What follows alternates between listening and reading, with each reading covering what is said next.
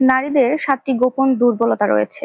আর এই নারীদের ৭টি গোপন দুর্বলতা যে পুরুষ জানতে পারে, সেই পুরুষ আর কখনো অন্য একটা নারীর জন্য মরিয়া হয়ে থাকতে হবে না। প্রত্যেকটা নারী বরং ওই পুরুষের জন্য পাগলের মতো হয়ে থাকবে।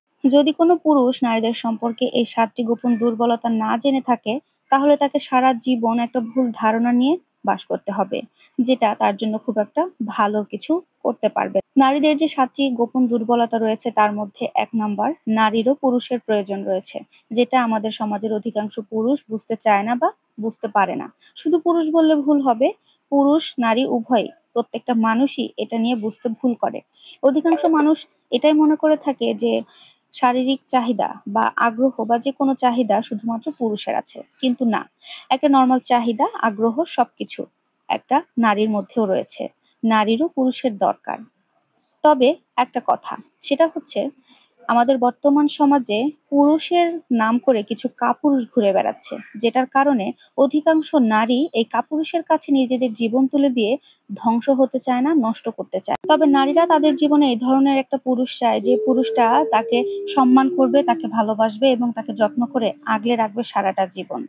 ২ নাম্বার, নারীরা সুন্দর পুরুষকে ছাড়তে পারে, কিন্তু সুন্দর মনের অধিকারী পুরুষকে কখনো ছাড়তে পারে না। আপনি যেকোনো নারীকে দেখবেন, হ্যান্ডসাম, সুন্দর, স্মার্ট ছেলেকে খুব সহজে ছেড়ে দিবে। কিন্তু যে পুরুষের মনটা ভালো হয়, সুন্দর মনের অধিকারী হয়, সেই পুরুষকে নারী খুব একটা সহজে ছাড়তে চায়। ৩ নাম্বার, নারীকে কখনো জয় করা যায় না। একটা কথা মনে রাখবেন, আপনি যদি কোনো নারীকে মন থেকে ভালোবাসেন, তাকে যদি সারা জীবন করে পেতে চান, তাহলে কখনো তাকে টাকা পয়সা, অর্থ, আপনার ধন সম্পত্তি এগুলো দিয়ে লোভ দেখিয়ে তাকে জয় করবেন না। কারণ এভাবে জয় করলে তাকে কখনো মন থেকে ভালোবাসা যায় না। আপনি যদি একটা নারীকে সত্যিকার অর্থে ভালোবেসে থাকেন, তাহলে আপনাকে তাকে আদর, সোহাগ, ভালোবাসা, যত্ন এগুলো দিয়েই জয় করে নিতে হবে। তবে আপনাদের ভালোবাসাটা টিকে থাকবে। তবে হ্যাঁ, আরো একটা কথা আপনাদের উল্লেখ বলে রাখি, যেটা লোভী নারী কিন্তু আমাদের সমাজে অভাব নাই। আর এই লোভী নারী যদি আপনার কপালে জুটে যায়, তাহলে আপনার জীবনটাই দুনিয়াতে নরক তৈরি করে ফেলবে। লোভী নারীদেরকে নিয়ে আপনি কখনো শান্তিতে থাকতে পারবেন না, কারণ তাদের চাহিদার কোনো শেষ নাই। আপনি আজকে একটা চাহিদা পূরণ করলে আপনার সামনে ১০টা চাহিদা এসে হাজির হয়ে যাবে তার।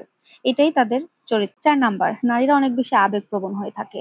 আর এই আবেগপ্রবণ খুব দুর্বল তাদের জন্য। কারণ নারীরা সবকিছু কন্ট্রোল করতে পারে, শুধুমাত্র তাদের এই আবেগটা কখনো কন্ট্রোল করতে পারে না। আর এই আবেগের কারণে অধিকাংশ পুরুষ তাদেরকে ঠকিয়ে ছেড়ে দেয়। ৫ নাম্বার, নারীরা তাদের পেটে কোনো কথা হজম করতে পারে না। আর ৭ নাম্বার হচ্ছে, যে পুরুষ নারীকে সম্মান করে, ভালোবাসে, ওই পুরুষকে নারীরা খুব একটা সহজে হাতছাড়া করতে চায় না। এই ৭টি গোপন দুর্বলতা যে পুরুষ জেনে থাকবে, ওই পুরুষের জন্য প্রত্যেকটা নারী পাগল হয়ে থাকবে। কথাটা মনে রাখবেন। স্বামীর ২টা বউ থাকা ভালো।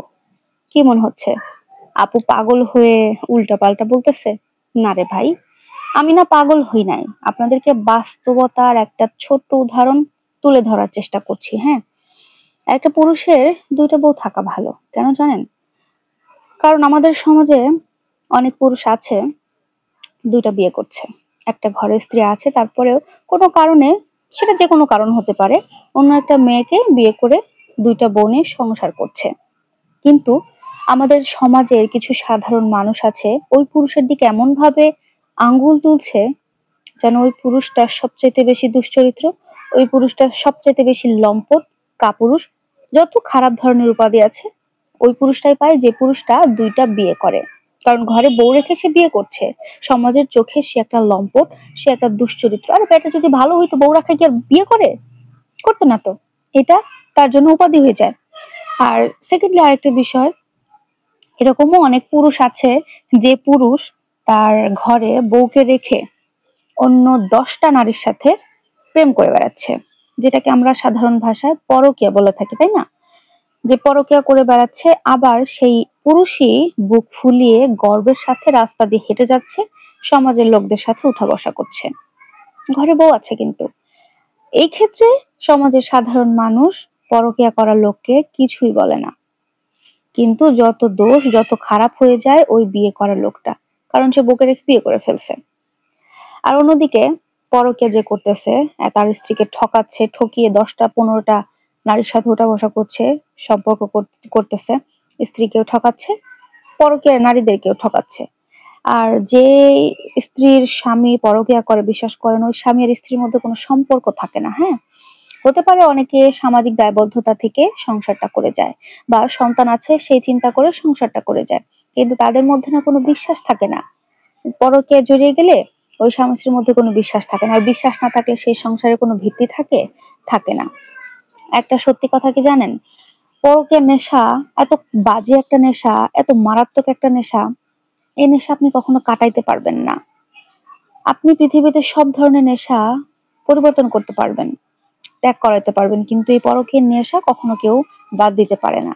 হুম, হয়তো আপনাকে বলবে আমি ভালো হয়ে গেছি, আমি আর পরকীয়া টরকীয়া করি না বা করব না, কিন্তু বিশ্বাস করেন 1 মাস 2 মাস 6 মাস বড়জোর 1 বছর সে সাধু সেজে থাকবে, ভালো হয়ে থাকবে, কিন্তু 6 মাস 1 বছর পর গিয়ে সে আবারও পরকীয়া করবে।